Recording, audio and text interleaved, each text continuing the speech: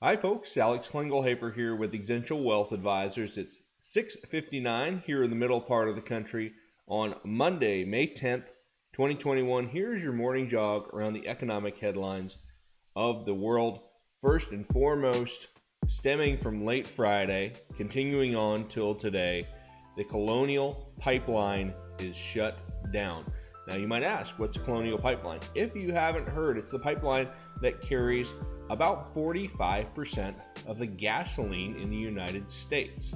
That's a big deal. It runs from Houston all the way up to the Northeast corridor and carries about 2.5 million barrels of gas a day. It's a cyber attack by a Russian criminal group, Dark Side. They say it's Russian. I don't know if it's Russian, but it's by a group called Dark Side. They're looking for some ransom money in order to get the pipeline back online. Now, President Biden has already issued a state of emergency.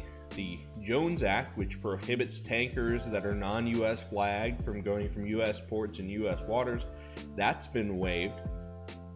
Gasoline supply as we go into driving season is facing some serious headwinds if this pipeline can't get back online.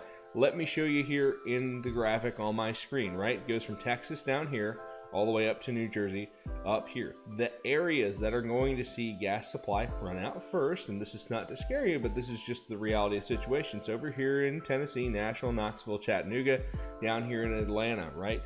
Areas that without access to seaborne trade, without access to tanker drop-offs, right? Those are going to be the areas that see gas run out a little bit faster than others.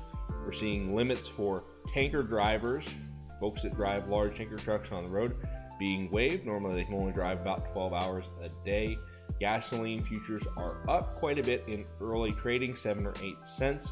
They will continue to rise. It's my belief they will continue to go up if this situation is not resolved within the week.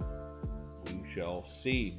Elsewhere in commodities, copper, all-time high, 10,747 is now down around 10,703 a ton. Materials are really starting to heat up. Copper up on recovery hopes. Let me show you steel.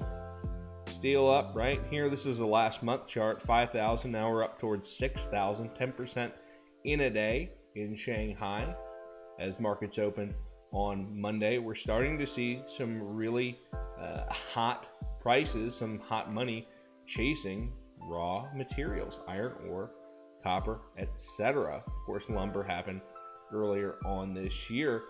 It's all the global recovery trade. It's the reflation trade popping up again. We're seeing dollars pouring back into value, back into material stocks as they go higher and higher. Let's talk about some fantasy money. Ethereum back above 4,000 for the first time, up, let's see, 41.75 here earlier on in trading. Ethereum up. Of course, Ethereum has some real utility in the blockchain, unlike Dogecoin, which was down about 35% after Elon Musk went on SNL. And gotta be honest, a lot of those jokes didn't land.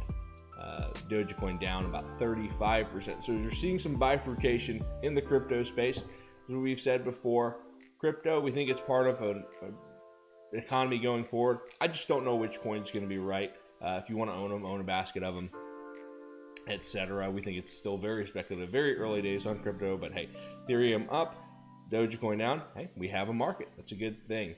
That's what I had here for this morning. If you want additional information throughout the day, feel free to follow me on Twitter. As always, it's OKCCFA CFP. Until then, I'm out.